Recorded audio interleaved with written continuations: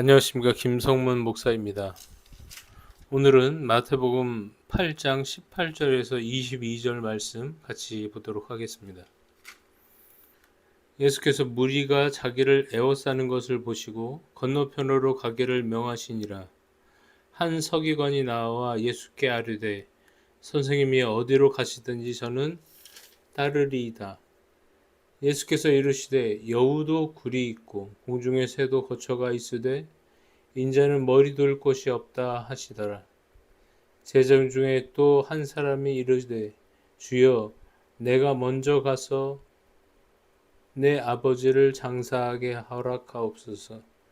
예수께서 이르시되 죽은 자들이 그들의 죽은 자들을 장사하게 하고 너는 나를 따르라 하시니라. 예수님은 그가 낫게 한 사람들에게 당부합니다.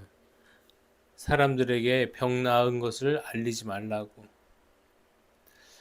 어릴 적에 저는 생각했습니다. 어차피 사람들에게 복음을 전하는 일이고 많은 사람들에게 치유 사역을 통해서 복음을 알게 한다면 좋은 일 아닌가?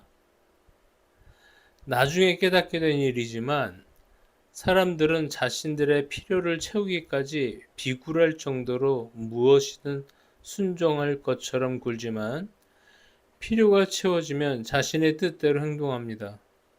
또한 나이가 들면 안 아픈 곳이 없습니다. 그곳마다 안수하며 치유한다면 복음을 전할 시간과 여력이 없을 것입니다. 그래서 사람들을 피한 것입니다. 사람들이 몰려와 인기를 얻고 그 인기로 힘을 얻는 삶, 정치인들이 추구하는 삶입니다. 여기 가까이 한 서기관이 있군요. 아마도 그 서기관이 얻고자 한 것은 이미 예수님이 갖고 있다고 생각했을 것입니다. 그래서 이 서기관은 예수님을 쫓겠다고 고백한 것입니다. 예수님의 반응은 서기관이 추구하는 것과 다릅니다.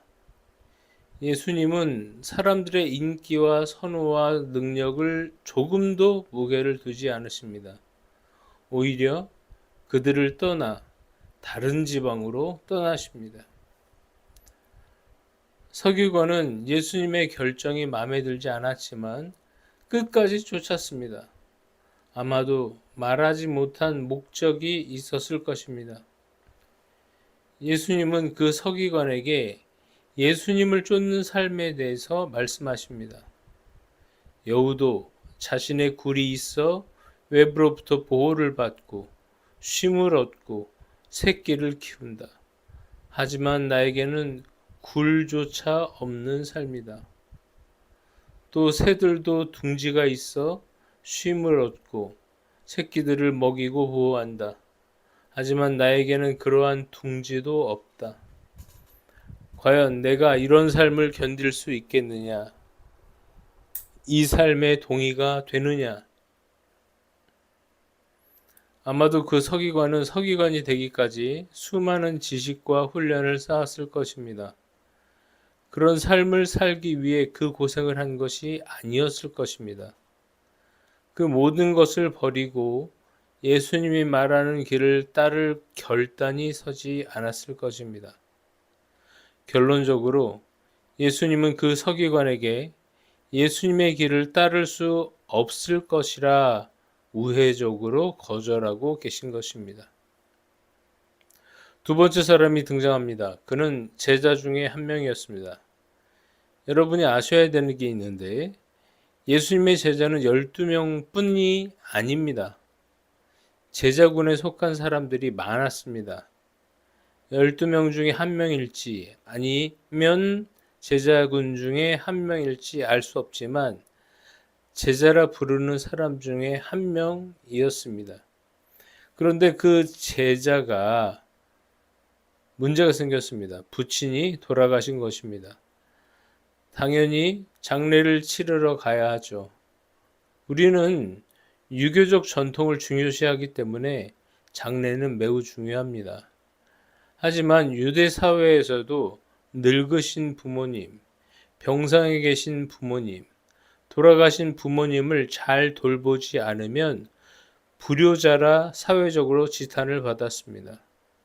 따라서 장례를 잘 치르는 것이 윤리적 선택이요 인간의 길이었습니다. 그래서 그 제자는 인간의 도리를 다하기 위해 장례를 치르러 가고자 예수님께 알린 것이었습니다. 하지만 예수님의 반응이 영 이상합니다. 죽은 사람들에게 죽은 사람을 장례하게 하라. 무슨 말씀입니까? 죽은 사람은 알겠습니다. 그러나 죽은 사람의 장례를 위해 죽은 사람들이 장례를 하게 하라. 이 말씀은 이해할 수가 없습니다. 장례를 치르는 사람들은 제자의 가족, 친인척, 친구, 마을 사람과 지인들일 것입니다.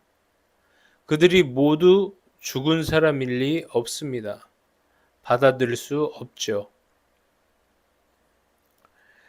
예수님의 이런 말씀에는 배경이 있습니다. 예수님을 따르는 사람들은 각자의 직업을 버렸습니다. 베드로와 야고보와 요한은 어부의 삶을 버렸습니다. 마태는 세금 징수원의 자리를 버렸습니다. 가족들의 생계도 저버렸습니다. 여인들 중에는 죄인이라 손가락질 받는 일도 버린 사람이 있습니다. 여기서 가장 어려운 선택, 큰 선택을 한 사람이 누구일까요? 저는 여인들의 선택이라고 생각합니다. 그들에게 다른 선택이 있었다면 손가락질 받는 일을 선택하지 않았을 것입니다. 가장 밑바닥에서 선택할 수밖에 없었던 일을 포기한 것입니다. 그런 선택의 상황은 전쟁보다 더 긴급하고 중요한 선택이었을 것입니다. 그 제자에게 예수님이 말씀하신 선택의 기준은 윤리와 인간의 길을 저버리라는 것이 아니라 예수님과 함께 있는 이 시간이 어떠한 것보다 긴급성과 중요한 것에 있기 때문입니다. 선택 앞에 우선순위를 정해 그대로 행동하면 됩니다. 때로 우선순위를 역전하는 선택을 할 때 문제가 생기는 것입니다. 마지막으로 기독교인은 돈을 싫어하나? 싫어해야 하나? 입니다. 예수님도 집이 없었습니다. 두 벌 옷도 없었습니다. 풍족한 음식도 없었습니다.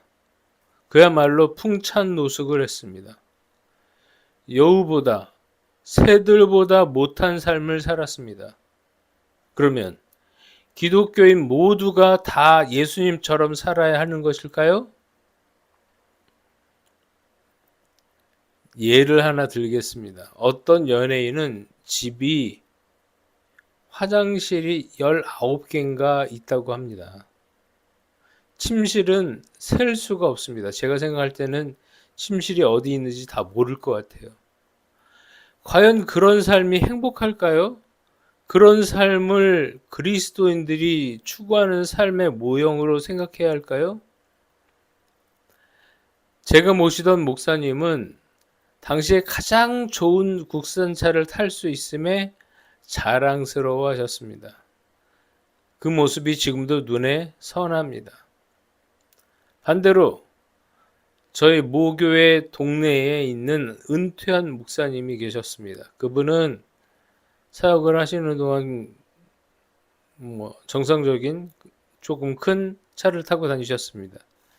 그러다가 은퇴하신 후에 티코를 사셨습니다. 당시엔 티코가 있었어요. 그리고 그거를 타시겠다고 결정하셨는데 그분도 며칠 동안 그런 자신의 결정을 받아들이기 어려우셔서 집에만 계시고 나오질 못하셨다고 합니다. 티코를 타고 다니기가 어려웠다고 하더라고요. 충분히 좋은 차를 탈 수 있었습니다. 그럴 만한 교회였습니다. 그럼에도 불구하고 티코를 타신 것입니다.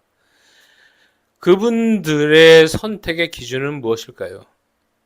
기독교인들은 부자가 되기를 기도하고 노력하고 해야 하는 것입니다. 사회적으로도 성공하기 위해 노력하고 기도해야 합니다. 그러나 그 목적이 무엇이어야 하겠습니까? 제가 아는 분은 대기업 부회장님입니다. 제가 지금 이야기하면 바로 알 수 있는 그런 분입니다. 근데 그분은 집이 60평대였어요. 물론 어마어마하게 큰 집이었고 저는 그 집에서 길을 잃을 것 같더라고요. 그러나 그 부부가 개척교회를 도운 예는 손가락 10개로 다 꼽을 수가 없는 정도였습니다. 여러분, 제자의 길은 여럿입니다. 하지만 분명한 것은 목적은 하나라는 것입니다. 여러분들이 추구해야 할 길은 어떤 길입니까?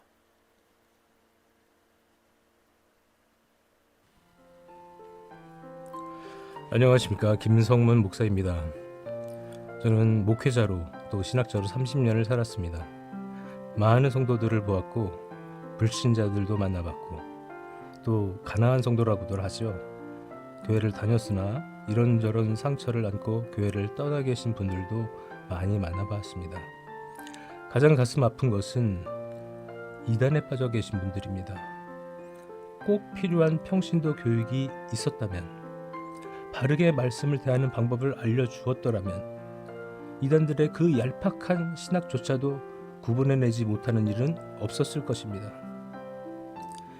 그 죄는 저를 비롯한 목사들의 책임입니다.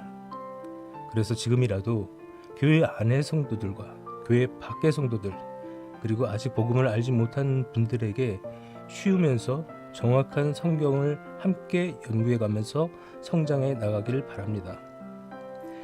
맨 앞에 페이지에 제 학력을 넣은 것은 잘난 척 하려는 것이 아니라 건강한 정통 신학을 공부한 사람이라는 것을 말씀드리고 싶어서 써놓은 것입니다. 오해하지 않으셨으면 좋겠습니다. 이 사역을 위해서 기도해 주십시오. 제가 지쳐 넘어지지 않도록, 또 성경을 바르게 보고 바르게 전할 수 있도록, 그래서 성도님들이 이 말씀을 가지고 힘을 얻고 기쁨을 회복할 수 있도록 기도 바랍니다. 또한 재정적인 후원도 필요합니다. 유튜브의 특성상 최소 얼마의 시간과 구독자가 있어야 수익이 발생하는 구조다 보니 제 컨텐츠가 많은 사람들이 보기에 어려운 분야이고 유명한 목사나 연예인도 아니기 때문에 쉽게 그 수를 충족하기 어려울 것 같습니다. 저희 교회는 메타교회이나 대한예수교 장로회 합동측에 소속되어 있고 비영리단체로 등록되어 있어서 헌금 영수증이 필요하신 분들은 연말정산 기부금 세 공제에 사용할 수 있도록 준비하겠습니다. 교회 건축은 하지 않기 때문에 건축헌금 필요 없습니다. 하지만 교회가 정해지지 않아서 11조를 낼 것이 마땅치 않다면 저희 교회에 헌금하시기 바랍니다. 정해진 사례와 교회 운영에 필요한 금액을 제외한 헌금 전부를 해외나 국내의 선교 사역을 위해 사용하겠습니다. 후원을 기다리고 있겠습니다. 감사합니다.